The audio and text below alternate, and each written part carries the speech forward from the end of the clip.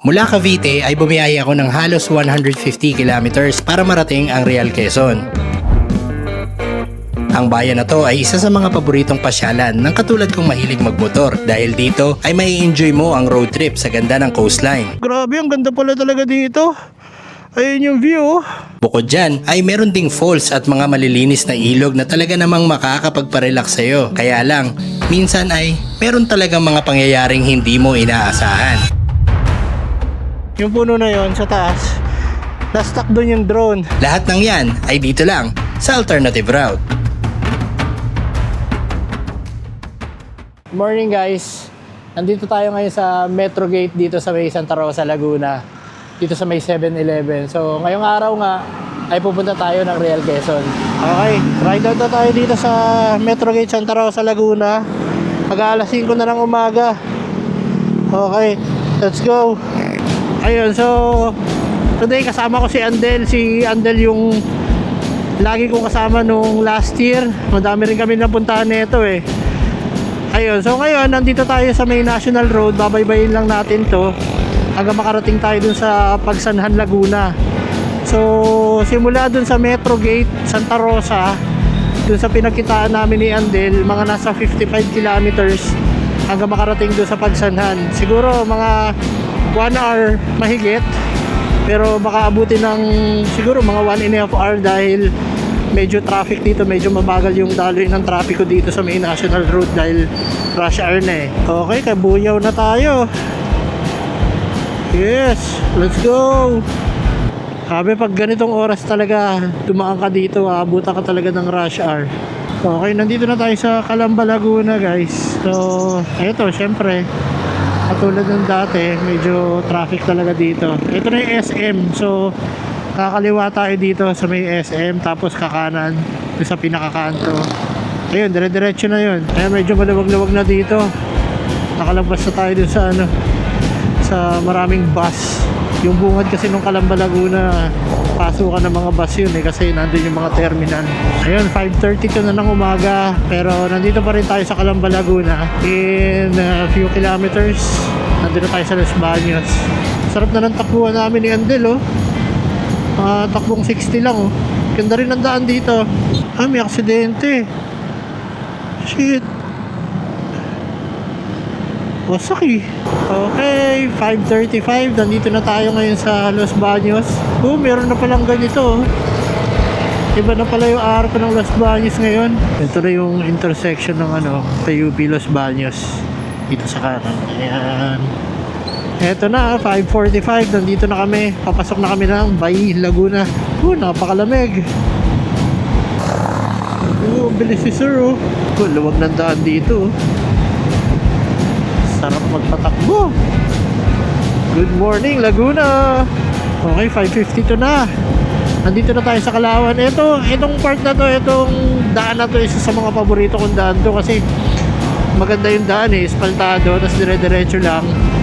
Tapos dito sa kanan, ang ganda ng view, yung mga bundok. Yan, sarap rumatrat dito eh, pero syempre dapat medyo maingat ka lang din.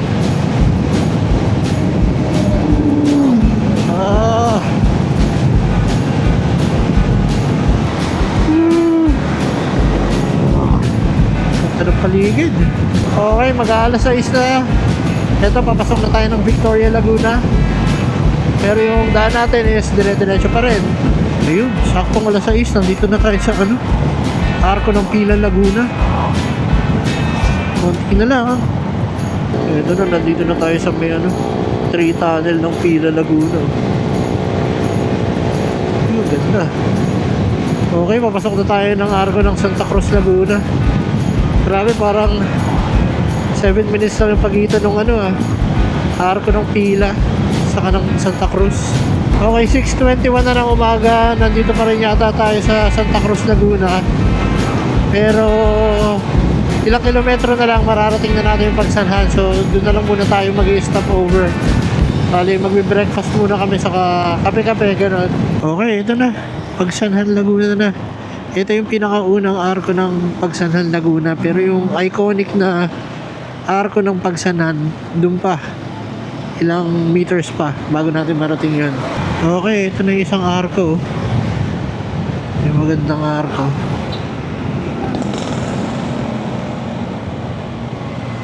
Alright. Tapos, stop over muna tayo dito. Ayan, dyan na lang. McDonald's.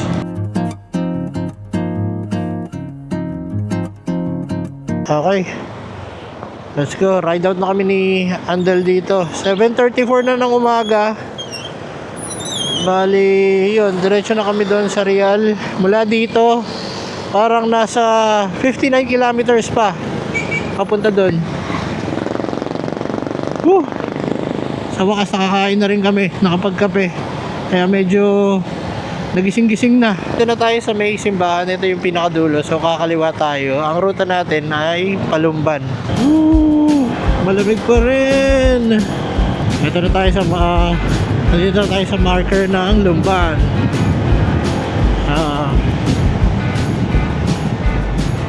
Pero pagdating mo dito, Kalayaan, Laguna na. Ayan o. Welcome to Kalayaan. Okay, dito na tayo. Paite, Laguna. 7:55. 8:01 na ng umaga. Nandito na tayo sa Paquil, Laguna. So, dire-diretso pa rin to. Medyo ano lang eh. Medyo mabagal lang yung andar natin kasi merong malaking truck sa harap. Hindi maka-overtake yung iba. Okay, isang mahabang diretso na naman to. Ratrat na, ratrat. Ang ganda na pala yan, oh. Green na green. Tapos dito, ang dahil puno. Yeah. Solid. Okay, 8:21 ng umaga. Nandito na tayo sa Fami, Laguna. Tapos, dito rin tayo liliko. May likuan dito eh. Ang pinaka-landmark kasi dito, na natatandaan ko, yung malaking Red Horse. Pero, parang tinanggal na yata yun dito eh. Ayun, wala na nga. Itong, ano na to, Andox na to. Diyan yung nakalagay dati yung Red Horse na malaki. Tapos tayo ay liliko tayo dito, kanan dito. Yan. Ayan, dire-diretso na lang to. Bali, yun nga, sakop to ng Fami, Laguna. Ang next, madadaanan natin is Sinuloan. Sabi, ang ganda oh. Ito ng paligid.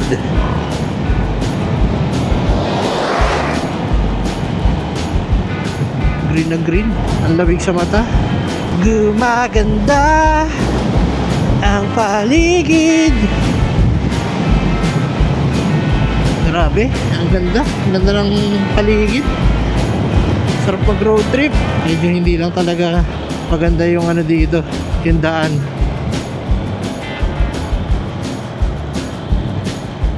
Ayan, kaya medyo umaalalay kami sa bilis namin kasi baka may biglang lubak at pasemplang pa tayo. Ayun o, ganda dumaan dito, puro puno.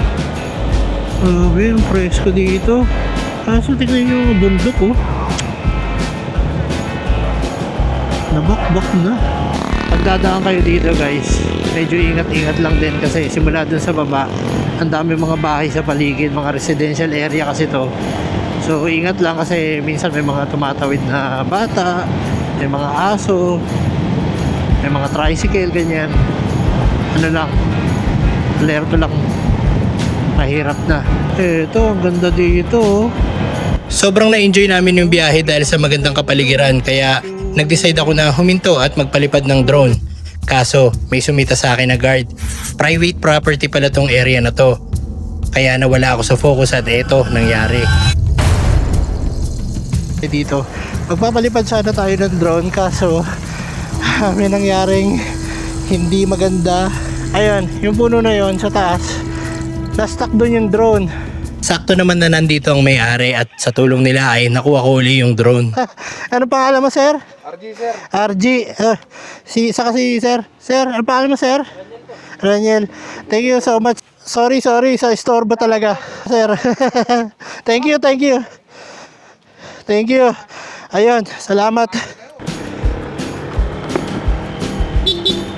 Ay, si Kuya Guard dito. Dito yung stasyon niya. Okay guys, 9:30 na ng umaga. Yun nga, nagkaroon lang tayo ng delay dahil sumabit yung drone natin sa puno ng nyug. Buti na lang yung may-ari doon, naakyat niya yung puno. Medyo nagtagal din kami kasi syempre nag-setup pa ng mga gear niya. Saka siniguro namin na yun talaga yung puno na pinagbagsakan ng drone. Medyo nalito kasi ako. Ang nangyari kasi nung pinalipad ko na yung drone, biglang sinata tayo ni Kuya Guard. Tapos parang medyo malakas kasi yung boses niya na nagulat ako. So hindi ako nakatingin sa monitor. Ayun, pagkatapos nun, nandun na sa puno. Pagtingin ko sa monitor nung controller, ayun, nandun na siya sa loob ng mga dahon ng nyug. Pero yun nga, maraming salamat dun sa magkapatid na may-ari ng puno na yun. Naakyat niya yung puno at nakuha yung drone at maayos naman. Pero syempre hindi ko pa rin nasusubukan na paliparin uli. Hindi ko alam kung nagka-damage o ano. So mamaya itetest na lang uli natin kung maayos pa lumipad. Okay, nandito na tayo sa ito yung abandoned na pasalubong center dito. So ibig sabihin, nandito na tayo sa Real Quezon. Hindi ko alam kasi wala akong nakikitang signage or parang mga palatandaan na nandito tayo sa sa Real. Pero yun, nandito na tayo sa Real Quezon, 9:53 na. Grabe, mag-aalas 10 na, ang tagal nung natin, yung delay natin. Kala ko makakarating tayo dito sa Real mga alas 9 eh.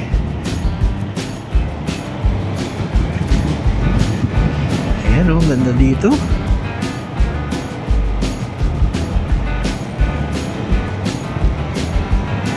Puro puno.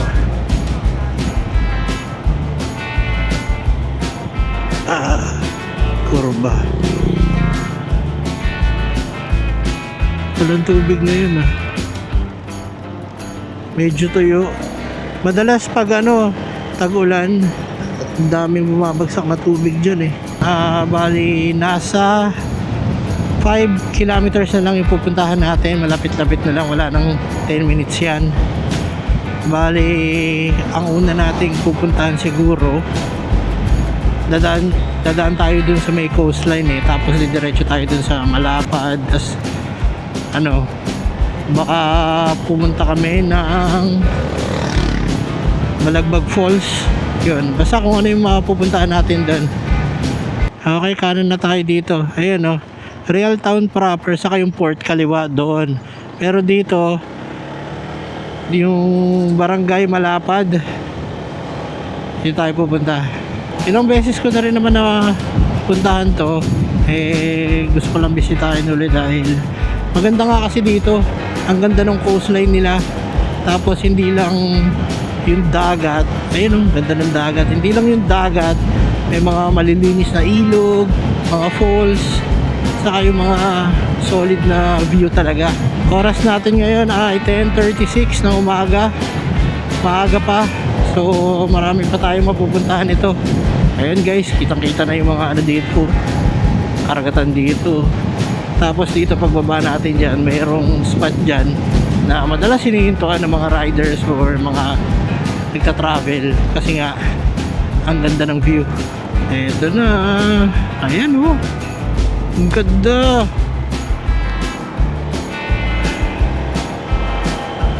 Eto ganda dito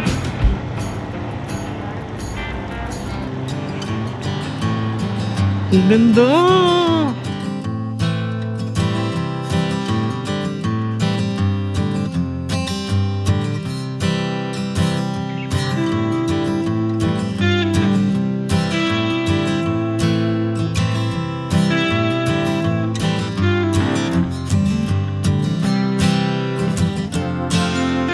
Okay, mula dun sa marker nung I Love Malapad, mararating na agad natin yung entrance papunta dun sa Balagbag Falls. So Tanong na lang natin kung magkano yung entrance fee kasi nung huli ko punta dito hindi ko maalala eh kung magkano. Ayun, nakalagay welcome Balagbag Falls dito sa kanan. Ayan, welcome Balagbag. Ayun. Ayan. Nandito na tayo sa entrance ng Balagbag Falls. Ang binayaran namin is 40 pesos per person. At ito, dito kayo magbabayad. So, pinaiwan na lang namin kay kuya yung helmet. Pwede naman daw. Tapos, yun, may lakarin pa dito. Mga ilang minuto yan, kuya? Mga 5 minutes lang? Wala pang 2 minutes? O sobrang lapit lang, wala pang 2 minutes. So, ano lang tayo, picture video. Silipin lang natin. Maganda daw kasi dito. Kunin po yung helmet. Dito na po sa harap. Sige po. Okay. Thank you, sir. Anong pangalan mo, sir? Michael po. Si Michael, Sir Michael, dito sa Balagbag Falls. Thank you, Sir Michael. Okay, lakad na tayo papunta dun mismo sa falls. Sabi ni Kuya Michael, 2 minutes lang daw. Yun, malapit lang. Medyo maaraw ngayon. Medyo mainit ng konti. Siguro dahil may kasama akong araw. Ito ang Balagbag Falls ng Barangay Malapad, Real Quezon. Isa to sa sobrang daling puntahan na falls dahil nasa 5 minutes lang ang lakarin mula sa main road. May taas ito ng 50 metro, malinaw at palamig na tubig na siguradong may enjoy mo. Okay, so exit na kami dito sa Balagbag Falls. Alas 12 na ng tanghali. Medyo mainit na. Okay, diretso na tayo dito. Kakanan tayo dito, tas dire-diretso. Ayun, so kung pupunta kayo dito sa Real Quezon, huwag niyong kalimutang dumaan dyan sa Balagbag Falls. Maganda dyan. Lalo na pag mga ganitong araw, weekdays, parang wala masyadong tao. So may enjoy nyo talaga yung lugar. Okay din maligo doon. Kaso nga lang, meron pa kaming ibang pupuntahan. Tingnan natin kung makakaligo tayo dun sa ilog. Pero pupuntahan muna natin yung hilltop. Yung Real Hilltop. Anyway, ayun ang ganda pa rin dito. Grabe, ang ganda talaga ng coastline ng Quezon. Ng Real Quezon. Summer vibes talaga dito sa Real. Ang daming nyug. Tapos yung view mo, dagat. Wala nga lang kami nakikitang masyadong kainan dito. Ay, ito, Hungry Bar. Ayan, pwede yata dun. Nagtitingin-tingin kasi kami ng makakainan dahil tanghali na nga at tinatamaan na kami ng gutom. So, iniispatan namin yung mga pwede namin kainan mamaya. Bali, daan lang tayo dun sa hilltop. Silipin lang natin kung ano yung makikita natin dun. Kasi hindi ko pa nararating yun eh. Downhill. Ganda ng mga bundok. Sarap dito. Ganda ng daan. Nakakatawa yung mga kurba eh. Ayan Tara, let's go! Let's go! Ang sarap dito. Grabe!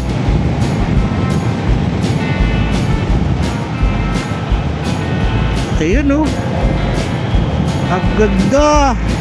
Parang feeling ko nasa ibang ko eh. Ibang lugar talaga. Oo, pre. Alam mo yun, parang ang konti nung tao. Ayan dagat. Ito pala yung hilltop. Ayan nandito na tayo sa hilltop. Grabe, ang ganda pala talaga dito. Ayun yung view.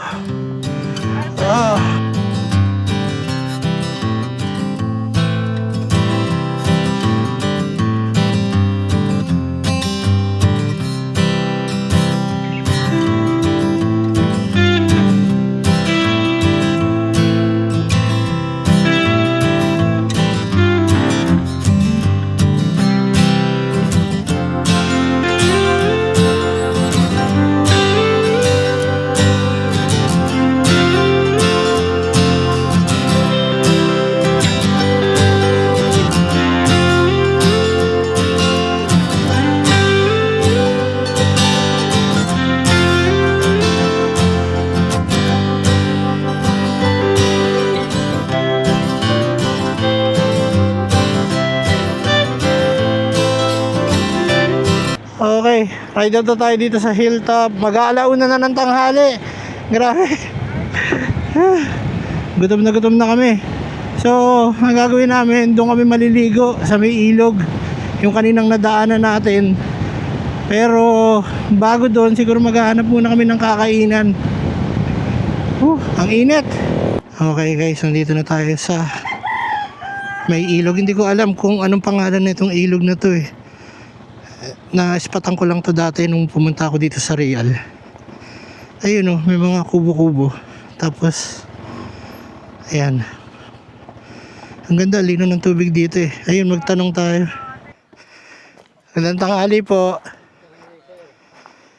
Sir, tanong lang po kami, magkano po ba ang ano natin dito? Entrance po. 50 sir. Magkano pa? 50? 50. Tapos, magkano po kayo mga rental ng ano? Marami kayo sir? Dalawa nga lang po kami. Kailan kayo? Dalawa lang po kami. Bali, siguro mga stay lang kami ng isang oras, 2 oras, ganun. Tapos uwi rin po kami. Wala ako ng 500. 500 po. Sige po, pwede na po. Kahit mamaya na lang po, no? Alin po ang pwedeng pwestuhan namin dyan? Ay, saan kayo pumisto? Kahit saan po, wala namang guest na yun. Sige po. Sige po. Ayun, malilim. Sige po, kuya. Mamaya ko na lang po ibigay yung bayad na. Sige po. Thank you. Ayun, so nakasettle na kami dito. Ito yung cottage na napili namin. So ayan, dito lang kami nakapark. Tapos yung mga gamit namin nandun sa baba. Pero up and down to eh. Ayan o. Pero syempre, hindi naman natin gagamitin yung taas dahil sandali lang naman din tayo dito. Tapos yun, ito palang lugar na to, ang pangalan niya is Skyler. Medyo kakaiba lang yung spelling nung pangalan ng lugar, pero Skyler daw ang basa nun ayon dun sa may-ari. Si Sir Adonis yung kanina nakausap natin. Ngayon, yung mga kubo dito, yung mga cottage nila dito, ayan. Ayan, yung mga yan. Ayan, ang presyo niyan is 800 pesos. So, ilang tao na rin kasya dyan, no? Okay na yung 800, saktong-sakto na. Tapos, eto naman, meron silang A-type cabin dito. Kung mag-overnight ka, ayan. Ayan, pwede na sa overnight. 'Di ba? 1 or 2 person pwede dito. May fan na maliit, merong ilaw. 'Yun, pwede na sa 1,000, 'di ba? Okay na. Tapos, yun nga, ang entrance is 50 pesos. Tapos yung cottage na babayaran namin 500 pesos. Kaya naman 500 lang binigay kasi sandali nga lang kami dito. So binigyan kami ng discount ni Sir Adonis. Pero normally ang rate niyan is 800 pesos. Okay? So eto, yan yung mga 800 pesos ha. Pero ang sabi ni Sir Adonis dahil nga magiging summer na, peak season, medyo magtataas na ng presyo. So hindi naman tayo nabigyan kung magkano yung eksaktong presyo itong mga cottages na to, kung ano yung magiging presyo niya pagdating ng peak season. Pero sa tingin ko hindi naman ganun kataas at sobrang masusulit yung lugar kasi grabe, sobrang ganda dito. Yung pag tinignan mo yung lugar, ayan ilog na malinis tapos napapaligiran ka ng bundok, diba? Grabe, sobrang presko ng hangin dito. Ang sarap magbabad, sobra. Yung mga ganitong panahon, ito yung pinakasaktong panahon para pumunta ka sa mga ganitong lugar. Kaya kung mapadpad ka ng Real, isa pa to, huwag mong papalampasin na hindi puntahan to. Okay, ready na tayo dito. Nandito sila, sir. Sir, sama kayo dito sa video. Ito si Sir Julian. Pakilala. Ramon Nadalo po. From Balayan, Batangas. Yun, tiga Balayan, Batangas sila. Julian Nadalo po. Yun, no? Saka si Sir Christian, no? Ako, Christian. Yo, Christian.